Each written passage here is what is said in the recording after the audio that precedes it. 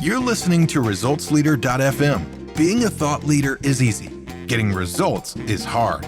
This show is for the results leader who lives and dies by their results. Here is your host and Chief Results Leader, Jonathan Rivera. Yes, y'all. It's time once again for another ResultsLeader.fm. So stoked you're here. Welcome back. If you've listened before, if you're brand new, welcome, friend. This is the only show on the internet dedicated to results. Today, we have Mr. Mark Diamond. He is a business coach who helps recruiting and staffing businesses transform to a more profitable and fulfilling enterprise. You're going to see he's a real fun guy to speak with, and he's got lots of experience. Let's jump in. Mark, welcome to the show. Are you ready to rock this thing? Thank you. Good to be here. All right, let's give our listeners a quick win. What book have you given most as a gift? The 1 Minute Manager. It's an old book, but it's a goodie. I used it for many years. 1 Minute Manager. I don't think we've heard that one on the show before, so thank you for bringing that to us, brother. Let's go into story time. I want you to think back and tell us a story of how an apparent failure set you up for later success. Well, it's not like we're all lacking for failures. I've had my share. Let's see. What's a good failure that I'd like to share with everybody? I will share a failure that did turn into success. It took a long time. When I was in the wholesale distribution business, it was IT products. And manufacturers usually work with 5 to 8 wholesalers in the whole United States, as big of an industry as it is. So Motorola started making their flip phones. And if you're old school like me, you know what a flip phone is. I miss those. Awesome phone, not annoying stuff like we get today. Great phone. So they started to do well. It's like we could really use that product line. Because besides the IT products, we also sold cellular phones or wireless phones. So I would call the gentleman who ran wholesale distribution for Motorola, and literally I got turned down 4 times over 2 years. Many conversations. One day my dad said to me, Mark, why don't you just start sending him cheesecakes every Friday? I'm like, cheesecake? Yeah, send him a cheesecake. And we sent cheesecakes every Friday. And then one Friday we didn't. He called, where's my cheesecake? Where's my agreement? We're going to do business or not? You know, cheesecakes aren't free. So we scheduled a meeting at Consumer Electronics Show in Vegas, and we did sign an agreement. It took about 2.5 years till we got the agreement done. How long were you sending cheesecakes? About 6 months. With 2 years, we tried the every week, every other week, email, phone call. We didn't have LinkedIn back then, right? But we did what we could, but I'm persistent. So it took 2.5 years to fail to get success. I got to ask, how much bigger was that fella after the 6 months of cheesecakes? I think his handicap matched his waistline. Yeah, it wasn't a 20, okay, right? Yeah, it's probably like a 40, 45. Wow. Yeah. That's crazy. Man, yeah. Cheesecakes. I've never even heard that before, but I like it. So what would you say is the most worthwhile investment that you have ever made? Probably investing in myself. Yeah. I mean, we could buy houses, we could buy cars, and it's nothing to take away from the best investment in people, which is my wife of 35 years.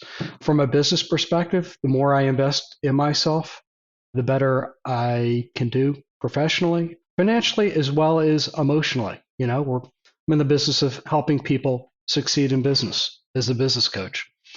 So when I get coaching, and I do believe in coaching as a coach, usually that pays dividends. Give us some more examples. So you said investing in yourself, and one of the examples was coaching, and I'm with you. I invest in coaches as well. What are some of the other areas in which you have invested in yourself that pay dividends? Well, once upon a time, I was about 40 pounds heavier than I am today. That helped me. So I never was a gym guy, and I started going to the gym. In about a year, I lost 40 pounds from learning how to spin and going, that's a quote girls thing. I'm like, no, that will kick your butt really hard. And it was a struggle the first 2 months. I was exhausted for 2 months till I figured it out. But we lost the weight. And through the pandemic, I actually bought myself a Peloton. I was on this morning for 30 minutes, so I enjoy it. I like it, man. The first time my wife took me to spin class, I was laughing when I got there and crying when I left because there was just this big pile of sweat below me. And I'm like, oh, I don't ever do that again. Yeah. And the follow-up story, this is for quote girls. My spin instructor, she takes me into yoga, and it was a Sunday for an hour. I'm like, I don't know about this stuff. I'm like, what does a guy need to do with yoga? So kind of like your story, I came out crying. I realized that this is a worthwhile endeavor, and I wish, quite frankly, I found that 20-something years ago. Recovery is a lot easier when you do yoga and stretch. Isn't it amazing? Like I didn't learn that stuff either. I'm older, so I realized I had to do recovery and stretch to keep my body limber. But man, I wish I would have known that when I was 25. I'd be in much better shape. Yeah, mentally and physically. I love the mental part. Yeah, yeah. All right, let's think back. Over the last 5 years, what new belief, behavior, or habit has most improved your life? I think the biggest one, and part of what I share with my clients, are what I call 3Ms, which is mindset, motion or activity, and mastering the skill. Now, if you're going to be good at anything in life, it takes all three. I don't care if you're a coach, you're a podcaster, you're an athlete, you're a student. But to me, I've worked on my mindset, and it makes the other two go a lot better and easier. So the longer answer is I start my day. I usually do 30 minutes of yoga, which is good for mind and body. Before I get started with my business day, I will spend about 10 minutes with affirmations. And if you're more religious than spiritual, mix whatever does right for you. But having my mindset has allowed me to really enjoy the motion and embrace mastering the skill. Again, all three work together, but without the right mindset, we could just be spinning our wheels on the other two. Let's talk a little bit more about that because I am with you. I believe that the mind is sometimes your best friend and sometimes your worst enemy. But when you're selling the coaching and selling the idea of getting better, do people come to you thinking that they need mindset, or is it the end result, like more sales, more growth, all those other things that are? Hey, that's a great question. Yeah, most entrepreneurs will think about how do I get to freedom, which is time and money, right? That's not unique to what I do. A lot of coaches, a lot of business people, that's what they want to do. I introduce them to the 3Ms early in the process because I think it is core no matter what we want to do in their business, whether we're teaching them to be a better coach to their team, whether it's how to engage clients better, candidates better, and what I call win the placement. Now, I say all that. My coaching practice is all about helping business owners in the recruiting and staffing business. So, it's the ultimate people business. So they're not prepared for that, to answer your question. Like, do I need to? I'm like, you want those other pieces to go well together? It's like having a BLT. You need all three. Yeah. If you like BLTs, you got to have the bacon, lettuce, and tomatoes. So you got to have the mindset, and it does start there. How do they take it when you bring them into the concept of mindset? What's some of the resistance that you see when you bring up mindset? Well, some people will say, I pray 20, 30 minutes a day. Some people may say, I'm not affiliated with any one belief. And look, my job as a coach is not to be judgmental. It's just try to help them get there. So whether they are a faith, an organized religion that they enjoy, that's fine. But most, even religions, don't take into account, what do I want out of my life in my business? Are you the best investment that your client could gain for their business? Right? And if you're in the recruiting business, you really are, because every business revolves around people. So it's what do you want in your business? How do you want to serve your community, your candidates, your clients? You want to be the best coach. So some people say, well, I have a team of 5, 10. I want to scale it. I'm like, okay, maybe one of your affirmations you need to think about should be, I am the best, not only business owner, but coach for my team. And even if they're not today, and they'll say, well, I'm not. I said, well, I'm going to help get you there. Don't worry about that. But if we don't put it out in the universe, it's never going to happen. It's fascinating to me, not to belabor the point, that I asked about mindset, and you're saying the feedback that you get from people is almost like a faith based thing when it comes Hmm. to mindset. That's kind of an interesting little angle I haven't heard before. So let's have some fun. You want to have some fun? I love having fun. What are some bad recommendations you hear in your area of expertise? Oh, goodness. That one size fits all. Yeah. I see this from other coaches in my business and my niche specifically. So I'm not a big proponent of, look, there's some good coursework out there. If you need, I'll call it building blocks. Yeah. If it's to help you get to the freedom stage, look, we're all at different places in life, both personally and professionally. And what's important to me may not be important to you. So just because a big name may say to do X, does that work for you in your situation? And I'm not saying there's nothing that you can't learn from everybody, because there is. But ultimately, if you're making a decision to push your business forward, it's got to be about what works for you, not works for everybody else. Let's turn that around a little bit from the service provider perspective, because you're a service provider, I'm a service provider. Lots of Yeah. our listeners are service providers. What would you say to those people that tell us we need to have one structure, we need to have one way of doing things? Otherwise, we're inefficient and everything's custom, and we can never really make any kind of gains or growth or scale by customizing everything. Well, it depends if you're delivering value or not to your clients. And at the end of the day, if you're not doing that, I don't know what service you're doing. You're helping yourself, but are you helping your client? So there's nothing wrong with structure. I love structure. You should take a look at my Outlook. It looks like somebody threw up in colors. It's all blocked out with time. But there's some flexibility within the confines of structure, right? And you can think about that. You see that in athletics a lot. You can also see that in people's businesses. You can also see that as a service provider. You got to give your client what they need the most. And it's sometimes it can be coursework, and sometimes it's customized. We interrupt your regularly scheduled program for a public service announcement. We're going to get right back into this show, but I wanted to ask you a question. If you have been listening to the show for any amount of time and you've picked up even one single tip, then I need your help. Get the word out. Tell people about resultsleader.fm. Share it on social media, share it on your email, share it anywhere. Hashtag resultsleaderfm. Now let's jump back into the interview. Let's talk about results. Why do results matter? Well, results matter because we all don't like to be busy with our time. We want to be efficient, and we want to serve not only our clients, we want to serve our greater community and obviously ourselves at the same time. We want a triple win. That's why results matter. The work is going to be there. It might as well be fun. You might as well enjoy it, and you might as well make a big impact on others. That's why results matter. Is it really possible for work to be fun? It goes back to mindset, doesn't it? Yeah, it can be fun. Look, one of my favorite sayings is, and I will read some affirmations to help me get ready if I'm going to make a few phone calls, but make a friend. Make a friend. We'll see where it goes, right? That's how our relationship started. Make a friend. If we communicate well, we have some things in common, we'll see where it goes. It's interesting that you say that. And the reason why is because none of my family knows what I do. They don't get it. They think I'm a bum. And so that's what I started telling them when they ask me what I do now. Since they don't listen, I tell them I make friends. That's it. And they're like, what? What's wrong with you?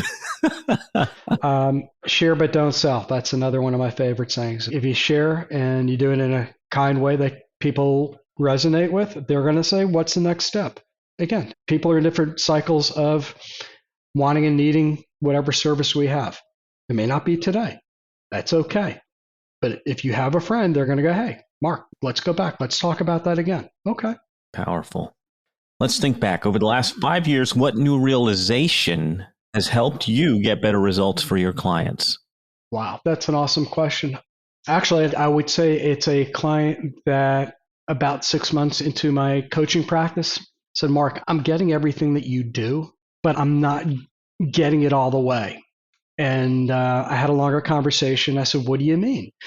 She's like, "Well, and I've got stuff laid out on a piece of paper. It's deeper than that, but for this conversation, it's a piece of paper." It wasn't well organized. It didn't resonate with her. Okay. So it really made me take the next 2 to 3 weeks and go, how do I organize this better where my audience can consume it a little bit easier and getting from point A to point B was a little bit more clear. And again, I don't sell coursework, but whether it's recruiting, whether it's in wholesale distribution, there is a process. And my process wasn't, quite frankly, clear enough from step to step to step to the end step. And I thanked her. It was a good wake up call to me. I think that's the mark of a good leader, is to be able to put your ego aside, take that feedback and innovate. And I don't think enough people do that. They feel challenged. So that speaks a lot to who you are. And I really appreciate that innovation. It's cool. So let's talk about your business. What area of your business would you like better results? What would I like better results? It's all about my clients reaching their potential. So maybe I could do a better job in being a little bit firmer when I need to. The accountability piece, that could be one thing. Again, I judge my success based off my clients. Would I like to improve my, I'm going to use the word marketing. Yeah, I'll use the word marketing. I'm a good salesperson, although today I don't try to be a salesperson. But I grew up more, use your mouth, not use marketing techniques as we see much more prevalent today than in the past. I still got to learn how to become a better marketer, especially as your calendar fills up and you're doing the service provider. You can't be in two places at one time making calls, or you can outsource. I've got an EA. She's wonderful. She helps me a lot, but I am the product, like a lot of us who are in coaching. I am the product. So as your calendar fills up, it'd be great to have a funnel where people can come get to know you, feel comfortable with you, like you, and then get on the phone and then get some respect and some friendship and go, okay, what do we do next? So that is one place I continue to challenge myself to get better. I do want to ask a follow-up, because you started out with really the clients reaching their potential and accountability. And I hear one of the biggest frustrations with coaches is the fact that no matter how much you coach, you can't make them do. So how do you break through that? Well, that is a very valid point. There's a saying, most people have heard this, you can lead the horse to water, you can't make them drink. Well, you can remind them of, guess what? You've invested your time, you've invested your money, and obviously my time. If it gets to a sticking point, I will ask them and say, look, somewhere down the line, I may ask you for a testimonial. And I want you to have accomplished something that you're really excited about. My job's to help get you there, right? It's to remind you of, why did we get together? A, we liked each other. B, you had something that you needed work on in your business, and I could help you. But at the end of the day, it's back to the results question you asked, right? It's the same question in a different form. So we have to be a little bit more mindful of them. And then we do have to use tracking, whether that's KPIs, metrics, whatever word you want to use. Numbers matter, but hey, time away, time with your family, doing stuff you like, that matters too, right? So time and money usually are the two concepts we focus on. I got a friend who says data, not drama. So tying those KPIs, whether it's time with your family or whatever it is. Well, another word, eliminate drama, is to have a proven process for your clients, right? No drama. Nobody likes it unless you watch TV, then that's different. That's entertainment. Yes. So what results are you most proud of? Wow, we've helped clients in a lot of different ways. And I'll just give you two examples that stand out. One gentleman, starting in March of 2021, had 200 people out in the field working for him. He's a staffing company. Now realize when this is, we're through COVID, we've got a vaccine, right? We know that. People could take those if they choose. But during that year of still another tough year for us in our country, we were able to take him from 200 people out working at his clients to 300 in 1 year. So very proud of the work there. For somebody who's a solopreneur who does direct hire placement, we took him from about $350,000 billing a year. The end of last month, he's already built $650,000 for the year. Incredible. Yeah. Look, he's a high energy. He gets more stuff done in 4 hours than some people do in 40. So he works hard, he's smart, and with some coaching and accountability, it's helped him get there. It's a teamwork, right? I can't make that happen. This is a team sport. Coaching is a team sport. Business is a team sport. I'm there to help them get it done. That's what I tell our son is teamwork makes the dream work. Now go take out the trash. He'll get you ready one day for owning your own trash business. Right. Yeah. Oh, man. Any parting thoughts you want to share with the results leaders who are listening to us right now? I would say be yourself. Don't be somebody you're not. I love to laugh, and I like people who like to laugh with me. That's the thing I'd say. Don't try to be the big celebrity that you may see on the internet, on the TV. We all are who we are. We all have our life's journey. We've got something to offer and something to learn from the other person. So be yourself. Now, I know our listeners are going to want more from you. Where can they get it, Mark? Well, they can go to LinkedIn to connect with me. That's more than cool. It's Mark Diamond. I'm in Atlanta, Georgia. Or they can visit our website, xcs-us.com. And that's short for Executive Coaching Solutions. Got it. We will be sure to share links in the show notes. We've been talking to Mr. Mark Diamond. Thank you, sir, for hanging with us for a little bit. And thank you, results leaders, for tuning in. Another one is in the can. That is a wrap for another edition of ResultsLeader.fm. If you are out there getting results for your clients and you want to be featured on the show, go to ResultsLeader.fm now and apply to be on the show. And if you love what you're hearing, share the show, give us a rating and review, do anything to help us get the message out there.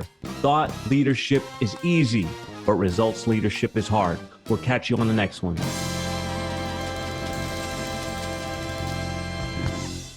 This is thepodcastfactory.com.